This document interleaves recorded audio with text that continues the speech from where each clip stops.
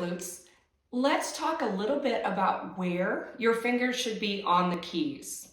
So sometimes what you'll see is players who are playing with their fingers sort of falling off the front of the keys like this. So it doesn't happen so much on the left-hand keys, although sometimes it can, but the right-hand fingers often are sort of spilling over the front edge.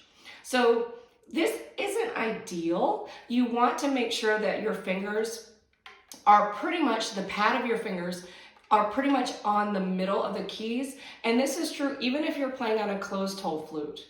So if you're playing on an open hole flute, the flute won't make sounds if you're not covering those holes. But even if you're playing on a closed hole flute, you don't want your fingers to spill over the front because that affects your grip and ultimately will affect how quickly and efficiently you can move your fingers. So if they're over the front like this, it's going to be harder and slower to pick them up and put them down for the notes that you need to make. So it's better to have, again, the pad of your fingers on the middle part of the key, whether you're playing a closed hole flute or an open hole flute. So if your fingers are spilling over, just practice in front of a mirror. Make sure and check that they're more on top of the keys and see if that helps you to play a little bit faster.